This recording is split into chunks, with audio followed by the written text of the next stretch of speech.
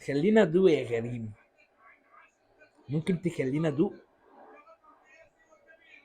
في يا عم شريف، يا شريف يا مخيف.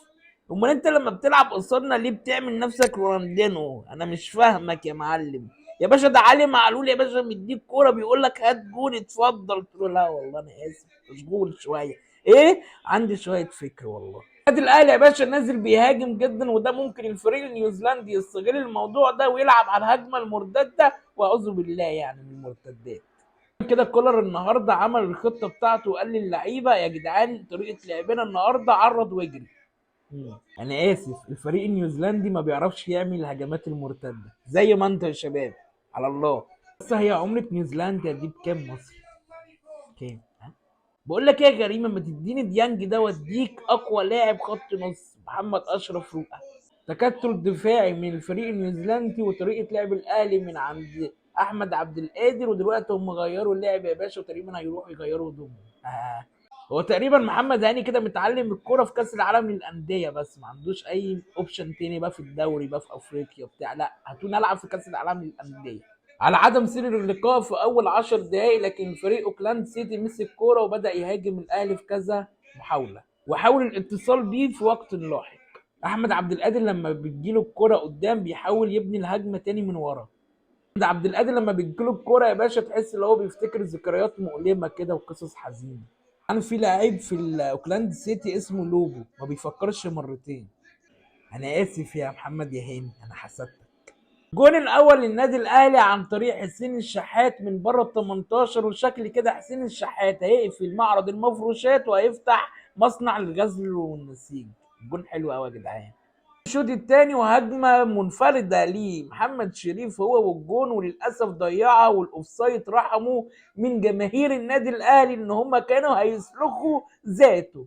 تقريبا فريق اوكلاند سيتي ده وصل لبطوله كاس العالم للانديه بسبب دعاء الامهات ورضا الوالدين. بخطأ فاتح من دفاع فريق اوكلاند سيتي محمد شريف يسجل الجون الثاني عشان يقول له اقعد بقى يا عم في حته ناشفه. حابب اقول لمشجعين نادي اوكلاند سيتي ان سعر الطيران لنيوزيلندا ب 35,000 جنيه عشان بس تلحق تحجز يعني. الهدف الثالث يضيع بغرابة شديدة من تمريرة رائعة من حسين الشحات لمحمد شريف، ومحمد شريف يضيعها بغرابة شديدة عشان يقول لي يا عم أنا كنت بهزر معاك تعال اقعد معايا. بداية المدرب فريق اوكلاند سيتي لقاها خربانة خربانة وقال للعيبة بقول لك ايه يا اسطى اطلع بقى اعمل اللي انت عايزه بقى هاجم بقى بقول لكم ايه. يلا يلا انا هقف بره اشرب سيجارة واجي لكم تاني. تفكير عجيب من كولر بخروج حسين الشحات اللي من وجهة نظري كان كويس جدا في الماتش ده بنزول بيرسي تاو تاجر قطع غيار بلي الرمان، وخروج احمد عبد القادر اللي ملهوش اي تأثير ولا وجود في الملعب، ونزور طاهر محمد طاهر عشان بيعرف يتكلم فرنساوي كويس. خروج محمد شريف ونزور كهربا عشان ينقتني ويجيب اجلي ويجيب جون كمان. البروفيل بتاعي ده حلو ولا البروفيل ده؟ عشان مش عارف.